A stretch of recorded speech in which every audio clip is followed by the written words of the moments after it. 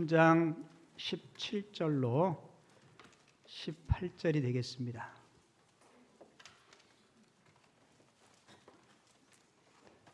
우리 두 절 말씀인데요. 신약 374쪽에 있고요. 우리 한 목소리로 같이 읽도록 하겠습니다. 성경 글이 작은 분은 앞에 화면에 준비했으니까요. 한 목소리로 같이 읽습니다.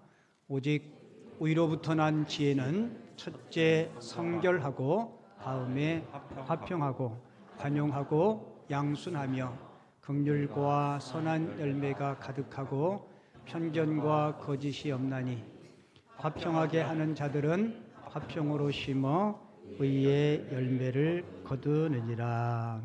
아멘. 오늘 읽은 본문 말씀을 가지고 위로부터 난 지혜, 관용에 관한 말씀을 함께 나누겠습니다. 지난주하고 본문이 똑같죠? 지지난주하고 본문이 똑같죠? 위로부터 난 지혜 첫 번째가 뭐였죠? 저만 멀뚱멀뚱 보지 말고 빨리 성경을 보셔야 돼. 그럴 때는 위로부터 난 지혜 첫 번째가 뭐예요? 성결. 지난주에는요 화평. 이번 주에는요, 다음 주에는 뭐 할 것 같아요? 그건 여러분들 생각이고요. 그 엿장수가 가위 칠 때 몇 번 치는지 아세요?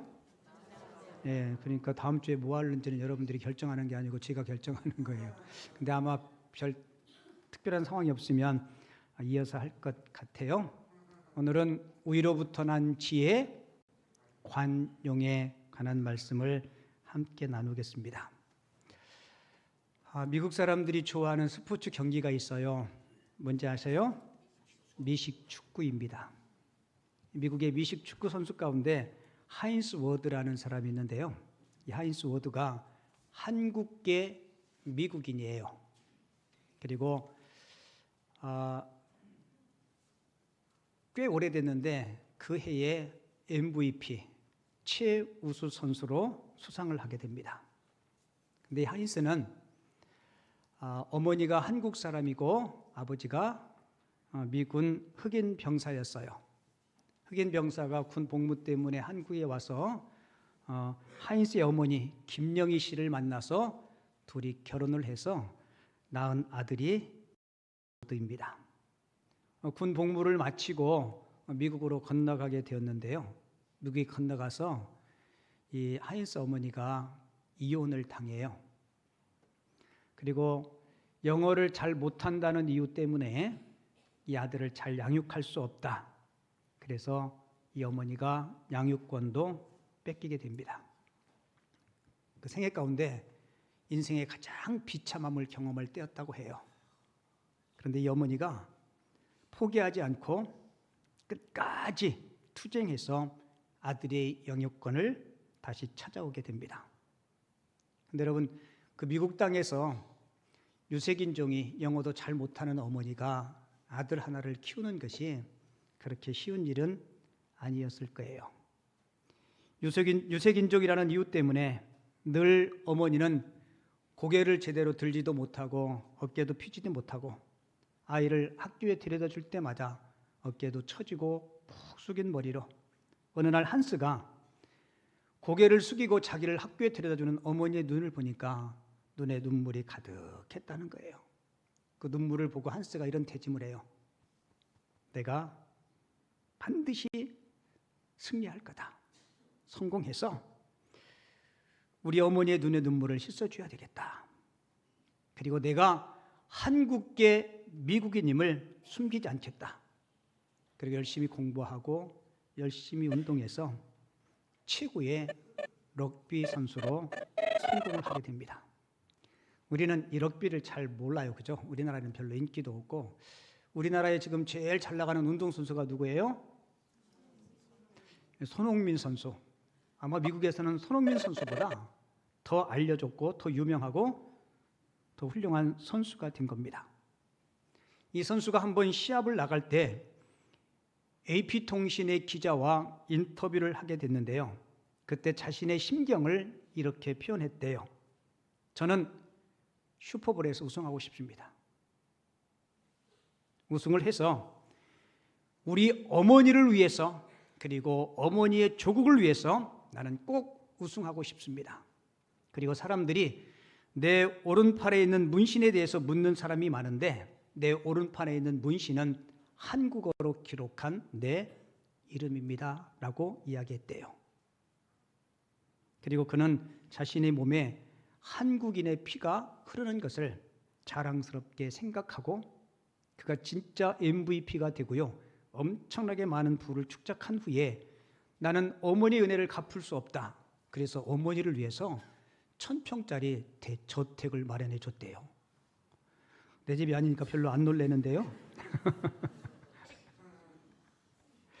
여러분이 어머니가 아들을 키우면서 늘 기도하면서 아들을 키웠답니다. 근데 늘 어머니는 이 아들에게 신앙과 함께 겸손해라, 그리고 다른 사람을 배려하는 삶을 살아라. 내가 지금은 MVP 1등의 자리에 있지만 언젠가는 그 자리에서 내려올 때가 있을 것이니까 겸손하고 이웃들을 배려하는 마음을 가져라. 그러니까 이 워드의 어머니는 성공 이전에 성품, 겸손과 이웃을 향한 배려를 그에게 가르쳤습니다. 여러분, 훌륭한 아름다운 미래를 준비하는 그릇입니다. 같이 한번 해볼까요? 훌륭한 성품은 아름다운 미래를 준비하는 그릇입니다. 제가 조금 바꿔서 한번 읽어볼게요. 여러분도 같이 해주세요. 훌륭한 성품은 복을 담는 그릇입니다. 여러분, 최근에 대기업들이 사람을 뽑을 때, 면접을 할 때 가장 많이 비중을 두는 게 뭔지 알아요? 성품, 인성입니다. 하늘로부터, 위로부터 내려온 지혜 세 번째 성품, 관용에 관한 말씀을 함께 나눌 건데요, 이 관용을 이렇게 설명할 수 있어요. 타인을 포용할 수 있는 능력. 성품이 관용이 뭐라고요? 타인을 할 수 있는 능력. 이게 관용이에요. 타인을 품을 수 있는 넓은 마음, 너그러운 마음을 갖는 것, 이게 관용입니다. 여러분, 우리 속담에 이런 속담이 있어요. 들어보셨을 거예요. 집은 좁아도 같이 살 수 있지만 사람 속이 좁으면 같이 못 산다. 들어보셨어요? 여러분하고 같이 사는 사람은 속 좁지 않죠? 그러니까 지금까지 데리고 사는 거 아니겠어요? 집이 좁으면 좁은 대로 살지만 속 좁은 사람하고는 살기가 어렵다. 우리가 속 좁은 사람을요, 밴댕이 소갈딱지 같다 그래요. 들어보셨나요? 제가 설교 준비하면서 우리 교회는 딱지가 누군가 가만히 생각해 봤는데 없어요. 이렇게 말할 수밖에 없는 제 입장을 여러분들이 헤아려 주셔야 돼요. 없기를 바랍니다. 있더라도 밴댕이 소갈딱지를 2024년도에는 다 내려놓으시기 바랍니다. 밴댕이가 강화도 특산품인데요, 밴댕이는 자기 몸에 비해서 내장이 현저하게 작대요. 그래서 성질발이가 얼마나 급한지 그 물에 딱 걸리고 잡히는 순간 지 성질에 지가 죽어요. 그래서 지 성질을 지도 못 말리는 사람을 뭐라 그래요? 밴댕이 소갈딱지 같다. 우리 옆 사람하고 인사하겠습니다. 밴댕이 소갈딱지가 되지 맙시다.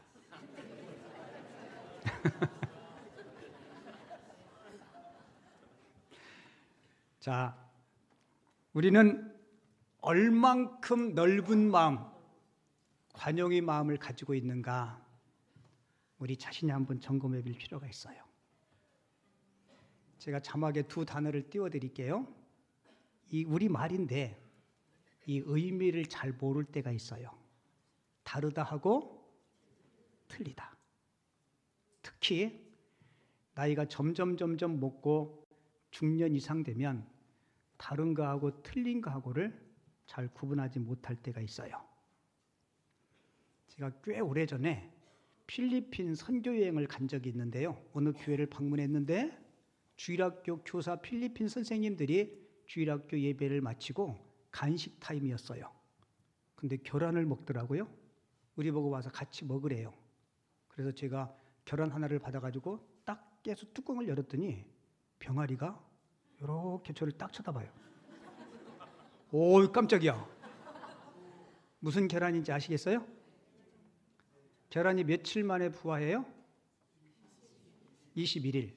그러니까 계란을 부화시키려고 했다가 한 18일, 19일쯤 되면 삶아버리는 거예요.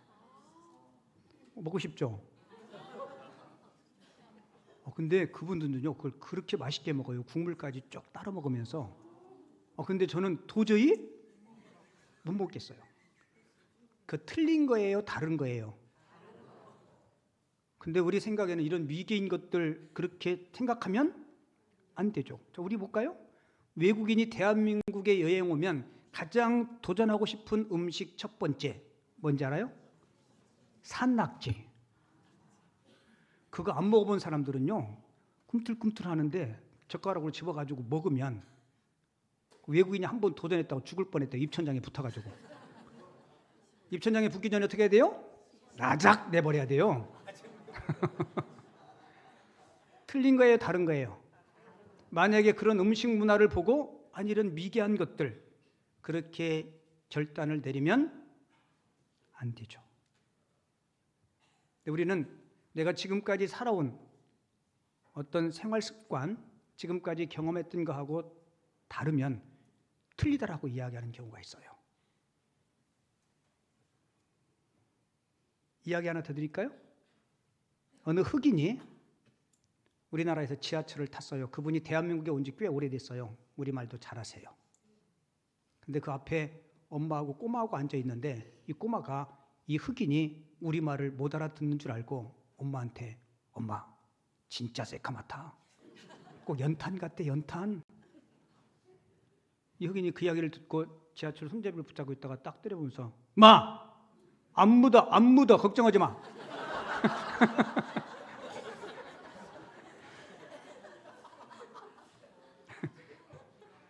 피부 색깔이 다르다고 틀린가요? 아니요. 여러분 이거 비근한 예인데 우리 이렇게 착각하고 오해할 때가 많아요. 우리가 틀렸다고 말할 때는 옳고 그름이 분명할 때 그럴 때만 옳다, 틀렸다라고 이야기할 수 있어요. 우리 교회가 2013년도에 저쪽 상가에서 이쪽 성단으로 입당했어요. 그때 예배당에 한 70명, 80명 앉으면 좁아서 못하는 조그만한 상가였어요. 우리 성도님들이 목사님, 우리 성전 건축해야 될 것 같아요. 지금 가지고 있는 상가에는 한계가 있어요. 그래서 이사 오기 전에 한 3년 전부터, 2년 몇 개월 전부터 그럼 우리 성전 건축을 위해서 땅도 사야 되니까 우리 성전 건축원금을 해서 적금을 듭시다. 그래서 열심히 기도하고 준비하고 있었을 때 이 교회가 어려움 때문에 우리가 이쪽으로 오게 된 거죠. 그때 이 교회 부채가 있었는데 그 부채에 대한 이자가 1,000만 원이었어요. 그래서 그 얘기 듣고 우리 성도님들 다 모여서 지금 이쪽 교회가 이런 상황이고 우리에게 인수를 맡았으면 좋겠다는 제안이 왔는데 어떻게 하면 좋을까요? 그랬더니 공동회의를 했는데 참 신기하게도요. 99%가 가자 그랬어요. 가시죠. 가서 그 교회 지키고 우리 하나님 앞에 올려드리죠. 그런데 딱 한 사람만 안 된다는 거예요. 그 왜 안 되냐 물어봤더니 한 달 이자가 1,000만 원인데 그걸 가지고 구제하고 선교하고 교육하는 일에 쓰면 엄청나게 큰일을 할 건데 왜 그 돈을 은행에 갖다 주냐고. 틀린 거예요? 다른 거예요? 다른 거죠. 제가 그랬어요. 집사님 그 이야기도 틀리지 않다. 틀리지 않죠. 그죠? 틀리지 않은데 우리 김포 남현교회가 더 큰 일을 위해서는 뭔가 과감하게 믿음의 도전을 해야 되는데 우리 교회 온 성도들은 99%가 같이 도전해 봅시다. 그렇게 하는데 집사님은 우리와 다른 생각을 가지고 있네요. 집사님이 다수의 의견을 따라서 같이 힘을 실어주시면 어떨까요? 그랬더니 자기는 절대로 그러지 못한대요. 그래서 갔어요. 제가 축복해서 보내드렸어요. 보내드리면서 이렇게 이야기했어요. 집사님, 지금 교회보다 우리 교회가 가서 그 교회를 지키고 교회가 성장해서 더 힘있게 선교사도 파송하고 구제도 하고 이웃들을 섬기고 교육할 겁니다. 비록 가시지만 잘 지켜보십시오. 어쩌면 지금 유튜브로 이 설교 듣는지도 모르겠어요. 집사님 잘 보세요. 우리 김포 남현교회 단독 선교사 올해 파송합니다. 아멘 왜 안 하셔요? 다시 할게요. 우리 김포 남현교회 올해 단독 선교사 파송합니다. 여러분 이게 보통 일이 아니에요. 엄청나게 큰 일이고 엄청나게 많은 에너지가 들어가요. 제가 그 집사님한테 딱 마지막 이렇게 했어요. 집사님의 그 의견은 틀리지 않고 다르지만 집사님의 마지막 결정은 틀립니다. 여러분 공동체가 모여서 회의를 하면 다른 의견들이 나올 수 있어요. 있어요 없어요? 있죠. 하지만 공동체가 어떠한 일을 다수의 사람들이 결정했으면 내 소수의 의견이라도 어떻게 해야 돼요? 같이 동참하고 힘을 실어줘야 돼요. 그런데 많은 사람들의 의견은 틀리고 남은 옳다라고 생각하는 것은 옳지 않죠. 대구 문화방송에서 4분 5열을 넘어서라는 특집을 했어요. 그 특집에 이런 얘기를 해요. 독일에서는 중학생 때 고등학교 때 많은 토론을 함께 시킨다는 겁니다. 어떤 주제를 주고 근데 학생들이 토론하다 보면 자기 의견, 자기 주장들을 이야기할 거 아니에요? 그리고 다른 사람들의 의견도 잘 청취하게 됩니다. 각자 의견들이 다 다를 수 있어요. 하지만 여러 사람들의 의견을 다 모으면 나 혼자의 생각보다는 더 좋은 생각들이 나올 수 있겠죠. 여러분 이게 민주주의의 기본이고 민주주의의 정신이고 이게 관용의 뿌리가 됩니다. 그래서 그 사람들은 토론할 때 막 자기 주장에 대해서 막 강력하게 이야기하고 다른 사람의 이야기도 듣고 토론이 딱 끝나고 나면 그냥 일상의 삶으로 자연스럽게 돌아가요. 근데 우리는 어떨까요? 내가 어떤 의견을 냈는데 저쪽에서 다른 의견을 내요. 그러면 어떻게 생각하냐면 아니 저 인간이 왜 내 의견에 반대하는 거야? 반대하는 게 아니고 뭐 하는 거예요? 내 의견을 낸 거예요. 그러다 보면 감정이 생겨서 회의가 끝나도 보지도 않고 말도 안 하고 저 인간은 항상 내 의견에 반대하는 나쁜 사람이라고 생각하고 담을 쌓고 쌓고 그게 여러분 우리가 관용의 마음 그런 것들이 훈련되지 않았기 때문에 그래요. 오늘 말씀을 듣는 저와 여러분들 우리는 다름에 대하여 수용하는 마음의 넓이 이 마음의 넓이가 어떤지 한번 생각해 봤으면 좋겠어요. 그리고 이 마음의 그릇을 깊게 넓게 확장할 수 있는 하나님의 사람들 꼭 되시기 바랍니다. 미국의 예일대 교수 가운데 에이미 추아라는 분이 제국의 미래라는 책을 썼는데요. 이 책에 보면 역사 속의 제국들, 역사 속의 나라들 가운데 세계를 지배하는 나라들의 공통적인 특징은 그 나라의 중심에 관용이 있었다는 거예요. 그런데 나라들이 이 관용이 무너질 때 그 나라들도 힘을 잃고 무너져 갔다는 겁니다. 어느 기자가 예일대 교수였던 에이미 추아에게 이런 질문을 해요.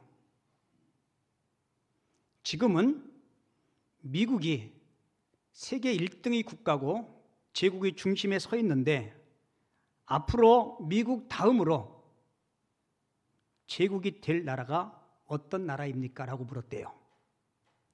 근데 예일대 교수인 이 에이미 추이는요 중국계 미국인이었어요. 근데 그 질문을 받고 이렇게 이야기했답니다. 제 생각에는 아마 중국은 힘들 것 같습니다. 자기가 중국계인데도 중국이 제국의 중심에 서기는 어렵다는 거예요. 그러면서 그 이유를 중국은 민족주의와 배타성이 강해서 관용의 정신이 없기 때문에 중국은 세계를 지배하기가 어려울 겁니다 라고 이야기했대요. 근데 그 옆에서 그 인터뷰 이야기를 듣던 한국 기자가 물어요. 그러면 한국은 어떻게 생각하십니까? 그러자 예일대 교수였던 이분이 이렇게 이야기해요. 한국은 중국보다 더 어렵습니다. 왜냐하면 세계적으로 차이나타운이 자리 잡지 못한 나라는 대한민국밖에 없습니다라고 이야기했대요. 그만큼 저도 여러분들도 우리 한민족이요 배타성이 참 강해요. 제가 대구 문화방송에서 4분 5열을 넘어서라는 그 특집 얘기했죠. 근데 대구 문화방송에서 59개국 선진국 나라들에 대해서 똑같은 설문조사를 했는데 설문 내용이 이게요. 당신의 이웃집에 에이즈 환자가 온다면 그걸 배척하시겠습니까? 수용하시겠습니까? 독일 사람들에게 물어봤더니 배척하겠다라고 이야기한 사람은 100명 중에 6명, 6.2%밖에 되지 않았대요. 우리 한국 사람은 그 비율보다 높을까요? 낮을까요? 예, 높아요. 우리 김포시 인구가 많이 늘었는데요. 김포시에 화장터 있나요? 화장터가 하나쯤 있었으면 좋겠나요? 우리 오늘 화장터 하나 만들자고요. 있었으면 좋겠어요? 안 좋겠어요? 봐요. 우리 김포시에는 그런 거 없으면 좋겠다는 여러분들 얼굴 표정들. 저는 개인적으로 있었으면 좋겠어요. 여기 귀전이 저쪽 뒤쪽에 가면 납골당이 있어요. 아시나요? 납골당. 원래 그 납골당 자리에 화장터하고 납골당하고 같이 만들려고 했는데 사람들이 이마에 띠들르고 나와가지고 반대해서 못했다라는 이야기를 제가 들었어요. 자, 화장터는 어디엔가는 반드시 있어야 되죠. 그죠? 그런데 우리 동네는 안 돼요. 그게 어쩌면 우리들의 마음이고 우리들의 생각인지도 모르겠어요. 지금 누구 얘기하는 거예요? 우리 얘기, 내 얘기하는 거예요. 여러분들의 마음의 사이즈는 얼만큼 되시나요? 우리 사자성어 가운데 이런 얘기 있죠. 와신상담. 장작더미 위에서 누워서 잠을 자고 쓸개를 맛본다. 여러분 장작더미에서 잠을 어떻게 자요? 불편해서. 그런데 나를 힘들게 하고 나에게 피해를 주었던 그 누군가를 내가 원수를 갚겠다고 이를 갈면서 쓸개의 맛을 보는 거예요. 여러분 우리 정서 그렇지 않나요? 원수는 돌 위에 새기고 은혜는 물 위에 새기는 것. 그게 어쩌면 우리의 잘못된 정서에 오랫동안 내려온 그 정서. 그래서 야고보는 우리가 위로부터 내려온 하늘의 지혜인 관용을 덧입지 않으면 특별히 저와 여러분들 우리 한민족들은요 너무 배타성이 솔직히 강해요. 그리고 오늘 본문을 통해서 우리가 깨달아야 할 또 한 가지 교훈은요 관용에 또 다른 의미가 있어요. 이 관용은 가혹하지 않고 지나치게 엄격하지 않음을 이야기해요. 같이 읽어볼게요. 시작. 가혹하지 않고 지나치게 엄격하지 않음. 여러분 정치계에서 많이 쓰는 요즘 사자성어 있어요. 내로 남불. 무슨 뜻이에요? 내가 하면 로맨스, 네가 하면 불륜. 자기에게는 지나치게 관대하고 타인에게는 아주 가혹한 잣대로 엄격하게 누군가에 대해서 책망하고 꾸짖는 모습들. 여러분 진짜 관용 있는 사람은요 자기 자신에 대해서는 아주 철저하고 가혹하게 자기 자신을 평가합니다. 누가요? 관용이 있는 사람은. 반면에 다른 사람에 대해서는 아주 너그러움으로 그를 대하게 됩니다. 이거를 외유내강이라고 그렇게 표현하죠. 여러분은 어떤가요? 저도 여러분들도 사실 그렇지 못한 삶의 모습들이 너무 많아요.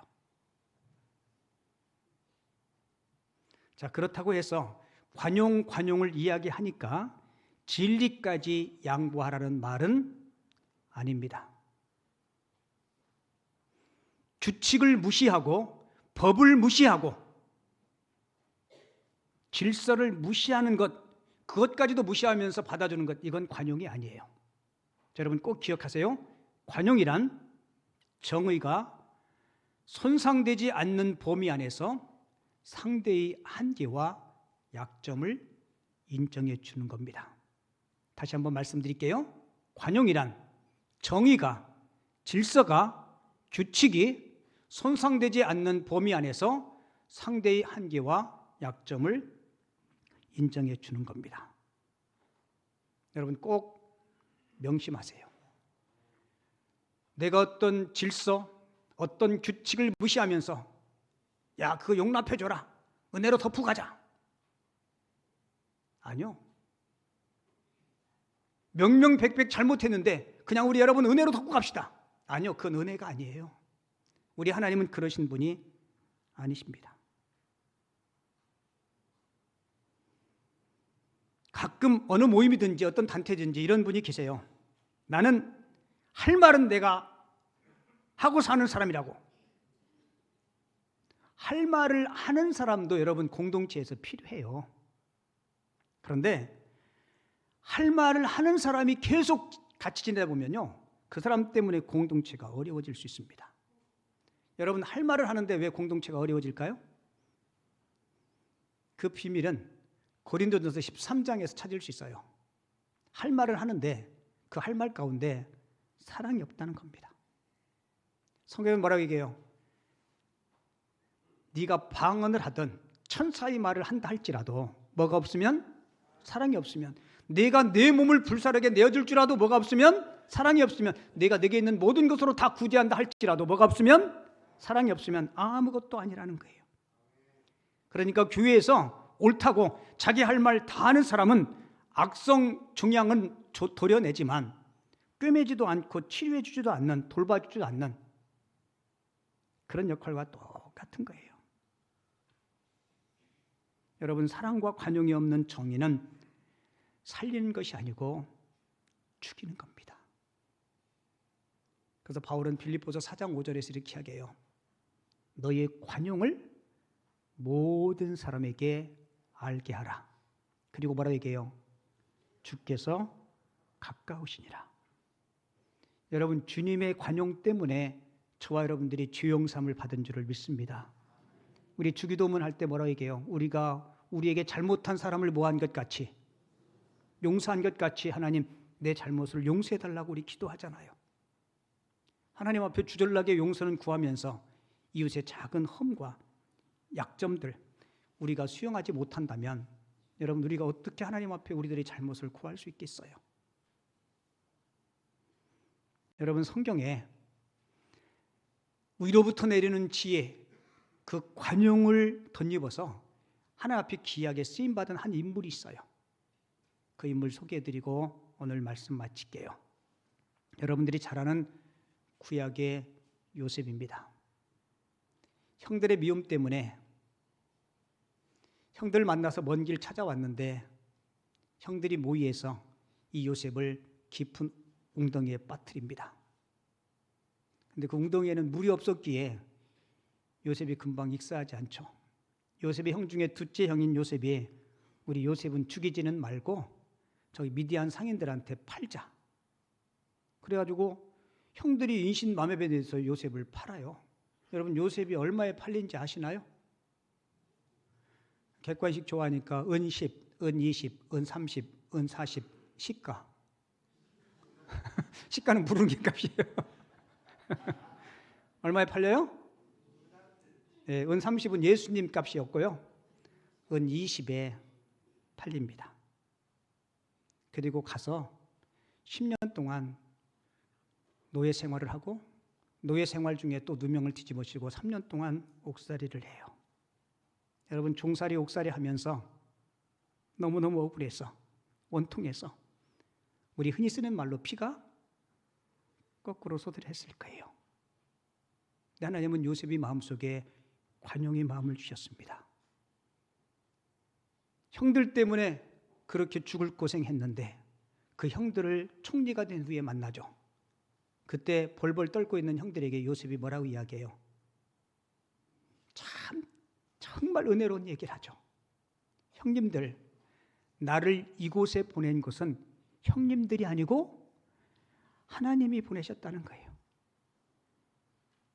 야, 요셉의 그 성품이 여러분 부럽지 않아요? 보통 사람 같으면 총리 됐으면 형들에게 보복했을 거예요. 요셉은 자기 모든 삶을 하나님의 절대 주권, 그분의 섭리에 맡겼습니다. 여러분, 요셉이 총리가 된 후에 두 아들을 낳죠. 두 아들의 이름이 뭐예요? 제가 2023년도 마지막 주일에 설교했는데 므낫세와 에브라임. 첫 번째 아들을 낳고 이름을 므낫세라고 쳐요. 므낫세 이름이 뜻이 뭐였죠? 우리 할렐루야 성가대 잊어버렸다고요? 잊어버림이에요. 지난 과거에 모든 형들에게 받은 마음의 상처, 보디발의 아내에게 받은 상처, 옥에 갇혀 있을 때 받은 그 상처, 이 모든 마음의 아픔과 상처를 내가 하나님의 은혜의 지우개로 깨끗이 잊어버리겠다. 여러분, 과거에 여러분들을 힘들게 하고 아프게 했던 것들 마음에 옹하고 꽁하고 두지 마세요. 다 잊으시기 바랍니다. 요셉은 그 하나님의 은혜 때문에 아들의 이름을 그렇게 쳐요. 두 번째 아들의 이름이 뭐예요? 에브라임. 하나님이 나를 창성하게 하셨다. 사랑하는 성도 여러분, 바라기는 저도 여러분들도 요셉의 마음속에 관용의 성품을 주신 하나님은 지금도 살아계신 줄을 믿습니다. 내가 그러한 성품을 갖기를 원하면 주님은 요셉에게 주신 그 마음을 우리들에게도 허락해 주실 줄을 믿습니다.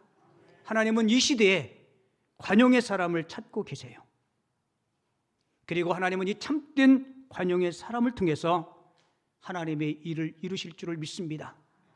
바라기는 저도 여러분들도 위로부터 내린 이 관용의 사람들이 되어서 꼭 축복의 통로로 쓰임받는 하나님의 사람들이 다 되어줄 수 있기를 주님의 이름으로 축원을 드립니다.